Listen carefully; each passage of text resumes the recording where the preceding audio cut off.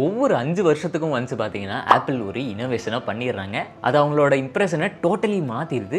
எப்படின்னு நான் சொல்கிறேன், அதாவது 2007 வந்த ஒரிஜினல் ஐஃபோன் அதெல்லாம் வந்துட்டு ஒரு கேம் சேஞ்சர் அப்படின்னே சொல்லலாம். One of the first widely used touch screen mobile. First இது பிளாக்பெரியில் தான் வந்துச்சு, but one of the first widely used அப்படின்னு சொன்னால் அது ஆப்பிள் தான். ஒரிஜினல் ஐஃபோனாக இருக்கட்டும், அண்ட் 2010 லான்ச் ஆன ஒரிஜினல் ஐபேடாக இருக்கட்டும், ஐபேடு இப்போ வரைக்குமே டேப்லெட் கம்ப்யூட்டர்ஸில் one of the best devices அப்படின்னா வந்துட்டு அதுதான். உடனே வந்துட்டு கேமிங் லேப்டாப் தூக்கிட்டு வந்து ப்ரோ இது ப்ரோ அப்படின்னு சொல்லக்கூடாது. பேசிக் யூஸ் கேஸுக்கு ஒரு டேப்லெட் அப்படின்றதுல வந்துட்டு iPad obviously it is undefeated winner அப்படின்னு தான் சொல்லணும். அதுக்கப்புறம் ஒரு 5 வருஷம் கழிச்சு பார்த்தீங்கன்னா 2015 ஐஃபோன் 6s லான்ச் பண்ணாங்க. இப்போ வரைக்குமே one of the best devices. ஏன் இப்போ ரீசெண்டாக கூட நான் நிறைய இடங்களில் வந்துட்டு ஐஃபோன் 6s யூஸ் பண்ணிட்டு இருந்ததை பார்த்தேன். ஆப்வியஸ்லி செக்யூரிட்டிலாம் இல்லை, பட் இன்னுமே யூஸ் பண்ணுறாங்க அப்படின்றது ஒரு பெரிய விஷயம் தான். அண்ட் அதுக்கப்புறம் ஒரு 5 வருஷம் கழிச்சு பார்த்தீங்கன்னா ஆப்பிள் அவங்களோட ஓன் சிப்பை ரிலீஸ் பண்ணுறாங்க ஃபார் லேப்டாப்ஸுக்கு. அதாவது ஆப்பிள் சிலிக்கான் வந்துச்சு. M1 மேக்புக் ஏர் வந்தப்பயே வந்துட்டு நிறைய பேர் என்ன சொன்னாங்கன்னா, இதெல்லாம் ஓடாதுங்க, இதெல்லாம் வந்துட்டு ஒரு 2 வருஷத்தில் மாற்றிடுவாங்க, திரும்ப இன்டெலுக்கு வந்துடும் அப்படின்ற மாதிரி சொல்லிட்டு இருந்தாங்க. பட் இப்போ பாருங்க, ஆல்மோஸ்ட் அவங்களோட எல்லா மேக்ஸ்லையுமே வந்துட்டு M1 டிவைசஸ் தான் யூஸ் பண்ணிட்டு இருக்காங்க, எக்ஸப்ட் ஃபார் ஒன். அதாவது இந்த வருஷம் லான்ச் ஆன MacBook Neo one of the best devices Apple ever made on a budget அப்படின்னு தான் சொல்லணும். எஸ், நான் வந்துட்டு லான்ச் வீடியோவிலே சொல்லியிருந்தேன் 70,000க்கு இது ஒர்த்தே இல்லை, 69,990க்கு இது ஒர்த் இல்லை அப்படின்ற மாதிரி. இப்போவும் அதான் சொல்கிறீங்கன்னா லைட்டாக, பட் இல்லை. அதான் எனக்கு ஒன்றும் புரியலை. Let me explain. ஃபர்ஸ்ட் இதை ஏன் வாங்கக்கூடாது அப்படின்றத நான் சொல்லிடுறேன். ஃபஸ்ட்டு விஷயம் 8GB ரேம். 8GB ரேமுங்கிறது நிறைய பேருக்கு லிமிட்டடாக இருக்கும். யார் அந்த நிறைய பேர் அப்படின்ட்டு கேட்டிங்கன்னா, நீங்கள் ஒரு இன்டென்ஸ் வீடியோ எடிட்டிங் பண்ணுறீங்க, இல்லை ஃபோட்டோஷாப் எக்ஸ்ட்ரீமாக பண்ணுறீங்க அப்படின்ற பட்சத்தில் கண்டிப்பாக லிமிட்டடாக இருக்கும். இல்லை நீங்கள் ஏஐ மாடல்ஸ்லாம் லோக்கலி ரன் பண்ணணுன்னு ட்ரை பண்ணுறீங்க, அந்த விஷயங்களில் வந்துட்டு இது லிமிட்டடாக இருக்க சான்சஸ் இருக்குது. லைட் மாடல்ஸ்லாம் வந்துட்டு உங்களால் ரன் பண்ண முடியும். ஃபார் எக்ஸாம்பிள் ஆப்பிளோட அந்த இன்டர்னல் அந்த எடிட்டிங் எல்லாம் இருக்குது இல்லை, இமேஜ் ரிமூவல், ஆப்ஜெக்ட் எரேசிங்கு, அப்புறம் ஆப்ஜெக்ட் அடிஷன், அந்த மாதிரி இருக்கிறதுக்குலாம் வந்துட்டு கண்டிப்பாக நீங்கள் ரன் பண்ணலாம். ஈவன் நான் என்னோட ஐஃபோன்லேயே பார்த்தீங்கன்னா இந்த ஒரு ஆப்பை ரன் பண்ணிட்டு இருக்கேன். இந்த ஆப்பில் வந்துட்டு நம்ம இமேஜ் ஜென்ரேஷன் லோக்கலாக பண்ணலாம். ஆப்பிள் சொல்கிற மாதிரி இல்லை, ரியலிஸ்டிக் இமேஜ் ஜென்ரேஷனே பண்ணலாம், ரொம்பவே நல்லா இருக்கும். அண்டு நான் வந்துட்டு இதை A17 ப்ரோ சிப்பில் ரன் பண்ணிட்டு இருக்கேன். உங்களுக்கு A18 ப்ரோவில் இன்னுமே பெட்டரான பர்ஃபார்மன்ஸே கிடைக்கும். And yes, speaking of chip, நமக்கு ஐஃபோன் 16 ப்ரோவில் வந்து அதே A18 ப்ரோ சிப்பு தான் வருது அப்படின்றாங்க. பட் அதுதான் இல்லை. A18 ப்ரோ சிப்பில் வந்துட்டு உங்களுக்கு 6 கோர் CPU 6 கோர் GPU வரும் ஐஃபோன் 16 ப்ரோவில். பட் இதில் வந்துட்டு 6 core CPU and 5 core GPU தான் வருது. ஒரு கோர் கம்மி. அந்தளவுக்கு சிக்னிஃபிகண்ட் பர்ஃபார்மன்ஸ் டிஃப்ரென்ஸ் இருக்காது, பட் பர்ஃபார்மன்ஸ் ஆல்மோஸ்ட் சிமிலராக இருக்கும். And speaking of battery life, Apple claim பண்ணுற அளவுக்கு அந்தளவுக்கு பெட்டரான பர்ஃபார்மன்ஸ் இருக்குமா அப்படின்னு கேட்டிங்கன்னா அவ்வளவு இல்லை. உங்களுக்கு ஒரு டெய்லி பர்ஃபார்மன்ஸுக்கு வந்துட்டு ஆல்மோஸ்ட் நான் நிறைய பேரோட பர்ஃபார்மன்ஸ் பெஞ்ச்மார்க் கேட்டேன். அவங்க எல்லாருமே சொன்னது என்ன அப்படின்ட்டு பார்த்தீங்கன்னா, ஒரு 8 to 9 hours battery life performance வருது.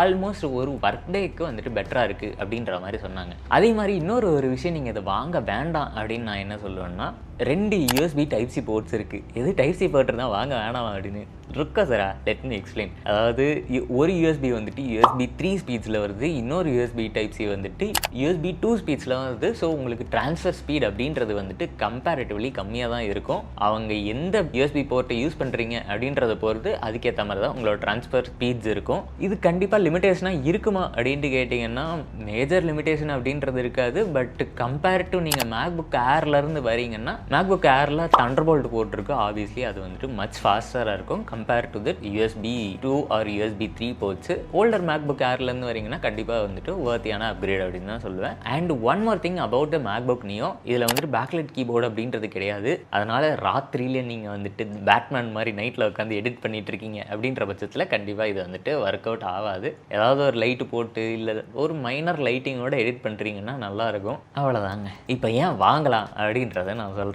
ஸோ முக்கியமான விஷயம், இது வந்துட்டு ஒரு ஜென்ரல் யூஸ் கேஸுக்கு கண்டிப்பாக பயங்கர ஹெல்ப்ஃபுல்லாக இருக்கும். இதே ப்ரைஸிங்கில் இருக்க விண்டோஸ் லேப்டாப்பை விட 100% வர்த்துட்டாக இருக்கும் யூஎஸ் ப்ரைஸிங்கில். சரி ப்ரோ, என்னென்ன விஷயங்கள் வந்துட்டு இதை வாங்குறதுக்காக தூண்டுது அப்படின்ட்டு கேட்டிங்கன்னா, கண்டிப்பாக A18 ப்ரோ சிப் அப்படின்றது வந்துட்டு ஒரு பவர்ஃபுல்லான சிப் தான். ஈவன் ஐஃபோன் 16 ப்ரோவில் இருக்குது. இது கண்டிப்பாக 16 ப்ரோவில் 4K எடிட்டிங் இது எல்லா விஷயங்களையுமே ஹேண்டில் பண்ணும். பட் இந்த நியோவில் வந்துட்டு அந்தளவுக்கு ஹேண்டில் பண்ணுமான்னு கேட்டிங்கன்னா பண்ணும். பேசிக் நீங்கள் 4K எடிட்டிங் பண்ணுறீங்க, ஒரு கட் பண்ணுறீங்க, ஒரு லட் ஆட் பண்ணுறீங்க, இல்லை பேசிக்காக இந்த ட்ராக்கிங் மாதிரிலாம் இது பண்ணுறீங்க, இல்லை ஒரு டெக்ஸ்ட் ஆட் பண்ணுறது, அந்த மாதிரி விஷயங்களுக்குலாம் வந்துட்டு கண்டிப்பாக ஹெல்ப்ஃபுல்லாக இருக்கும். பட் 1080p எடிட்டிங்கை வந்துட்டு கண்டிப்பாக அதை ஏஸ் பண்ணும் அப்படின்னு தான் நான் சொல்லுவேன். ஏன்னா எல்லாருமே ஆல்மோஸ்ட் 4K எடிட்டிங் அப்படின்னு தான் பேசிகிட்டு இருக்காங்க. 1080 எடிட்டிங் பற்றி யாருமே பேசலை. இவ்வளவு ஏன் நம்ம சேனலில் இது வரைக்கும் அப்லோட் ஆகிருக்க எல்லா வீடியோஸுமே only shot on 1080p and 1080லே வந்துட்டு அவங்க எப்படி ஷூட் பண்ணுறாங்கங்கிறத பொறுத்தும் எப்படி அதை எடிட் பண்ணுறாங்கன்றத பொறுத்தும் அதோட அவுட்புட் வந்துட்டு டிஃப்ரெண்ட்டாகவே மாறும். ஆப்வியஸ்லி 1080 எடிட்டிங் வந்துட்டு உங்களுக்கு ஃப்ளாலஸாக இருக்கும் அப்படின்னு தான் எனக்கு தோணுது. நீங்கள் இதை பற்றி என்ன நினைக்கிறீங்க அப்படின்ட்டு கமெண்ட் பண்ணிடுங்க. சரி, வீடியோ எடிட்டிங் மட்டும் தான், நான் ஃபோட்டோ எடிட்டிங் எல்லாம் எப்படி அப்படின்ட்டு கேட்டிங்கன்னா கண்டிப்பாக ஃபோட்டோஷாப்பு, கேன்வா இந்த மாதிரி இருக்க எல்லா சாஃப்ட்வேர்ஸையுமே வந்துட்டு உங்களால் பேசிக்காக யூஸ் பண்ண முடியும். ஒரு பேசிக்காக நீங்கள் உங்களோட யூடியூபுக்கு தம்ப்நெயில் செய்கிறீங்க, தம்ப்நெயிலுக்கு வந்துட்டு தனியாக ஒருத்தர் போட்டு வச்சுருக்கீங்க, இல்லை தம்ப்நெயில் பண்ணுறது தான் உங்களோட இது நீஷே, நீங்கள் வந்துட்டு ஃப்ரீலான்ஸாக பண்ணுறீங்க அப்படின்ற பட்சத்தில் கண்டிப்பாக இதை சூஸ் பண்ணலாம். இது ஒர்த்தான லேப்டாப் அப்படின்னு தான் நான் சொல்லுவேன். பட் இங்கே தான் ஒரு கேட்ச் இருக்குது. இது 70Kக்கு வந்துட்டு அந்தளவுக்கு ஒர்த் இல்லை அப்படின்னு நான் சொல்லியிருப்பேன். ஒரு சில டைம் ஒர்த்தாக இருக்கும் அப்படின்னு நான் சொல்லியிருப்பேன். பட் 60Kக்கு நீங்கள் இதை வாங்க முடியும். அந்த ப்ரைஸில் நீங்கள் வாங்கினீங்கன்னா கண்ணை மூடிட்டு நீங்கள் எந்த லேப்டாப்பையும் சூஸ் பண்ணாமல் இந்த ஒரு லேப்டாப்பை சூஸ் பண்ணலாம். அதாவது நீங்கள் அதுக்கு ஸ்டூடெண்ட்டாக இருக்கணும். நீங்கள் சப்போஸ் ஒரு ஸ்டூடெண்ட் ஐடியை வச்சுருக்கீங்க, .edu ஐடி வச்சுருக்கீங்க, இல்லை உங்கள் யூனிவர்சிட்டியிலோ காலேஜில் இருந்து ஏதோ ஒரு ஐடி கொடுத்துருக்காங்க அப்படின்ற பட்சத்தில் அந்த ஐடியில் லாகின் பண்ணி நீங்கள் மேக்புக் ஃபார் எஜுகேட்டர்ஸ் அப்படின்ற ஒரு சைட் இருக்குது, அந்த இடத்துல போயிட்டு நீங்கள் வாங்கலாம். கண்டிப்பாக இது வந்துட்டு 100% வர்த்துட்டாக இருக்கும். ஏன்னா 60,000 ரூபாய்க்கு கிடைக்கிற ஒரு விண்டோஸ் லேப்டாப்பில் இருக்க பேட்டரி பேக்கப்பாக இருக்கட்டும், பர்ஃபார்மன்ஸாக இருக்கட்டும், இது எல்லாத்தையும் விட ஒரு 30 to 40% மச் பெட்டர் பர்ஃபார்மன்ஸ் கிடைக்கும், மச் பெட்டர் எக்ஸ்பீரியன்ஸுமே கிடைக்கும். அண்டு மோஸ்ட்லி அந்த ப்ரைஸிங்கில் இருக்க லேப்டாப்ஸ் எல்லாமே வந்து உங்களுக்கு ஒரு பிளாஸ்டிக் ஃபீலில் தான் இருக்கும். இது அந்த மாதிரி இல்லாமல் ஒரு மெட்டாலிக் டிசைனில் வரதுனால கொஞ்சம் ஸ்லைட்லி ப்ரீமியமான ஒரு ஃபீலில் இருக்கும். சரி, ஃபோட்டோ எடிட்டிங் சொல்லிட்டீங்க, வீடியோ எடிட்டிங் சொல்லிட்டீங்க, அதுக்கப்புறம் நம்ம மாட்டுறோம் கேமிங்கை வந்துட்டு இதில் பண்ண முடியாதுன்னு இல்லை, சைபர் பங்கே ரன் ஆகும். பட் அது எப்படி ரன் ஆகும் அப்படின்றதில் ஒரு கேள்வி இருக்குது. ஒரு பிளேயபிளான ஒரு லோ 30 FPSல வந்துட்டு ரன் ஆகிறதுக்கு சான்சஸ் இருக்குது நீங்கள் லோ செட்டிங்ஸில் வச்சிங்க அப்படின்ற பட்சத்தில். சைபர் பங்கே ரன் ஆகுதுன்னா GTA 5 கண்டிப்பாக இதில் ரன் ஆகும். ஈவன் ஒரு சில சின்ன இண்டி கேம்ஸ் எல்லாமே வந்துட்டு கண்டிப்பாக 100% இதில் ரன் ஆகும். பட் என்ன கேட்டிங்கன்னா மேக்புக் வாங்குற யாரும் கேமிங்க்கு அப்படின்றதுக்காக இதை வாங்குறதில்ல. சும்மா ஏதாவது இதில் போகிறீங்க, பொழுது போகல, ஒரு லைட் கேமிங் பண்ணுறீங்க அப்படின்ற பட்சத்தில் இது கண்டிப்பாக ஒர்க் அவுட் ஆகும் அப்படின்ட்டு தான் எனக்கு தோணுது. அண்ட் நிறைய டெக் கிரியேட்டர்ஸுமே வந்துட்டு அதை ரன் பண்ணியும் போட்டிருக்காங்க. ஈவன் ஐசஸ்டீன்லாம் வந்துட்டு பயங்கரமாக இதுக்கு முட்டு கொடுத்துட்டு இருந்தாங்க. அவங்க வீடியோ என்ன செக் அவுட் பண்ணி பாருங்க. MKBSலாம் வந்துட்டு இந்த பவர் வாஷர் சிமுலேட்டர் அந்த கேம்லாம் வந்துட்டு ரன் பண்ணி காட்டியிருந்தாரு. நல்லா தான் ரன் ஆச்சு, 60 FPSல ரன் ஆகுது.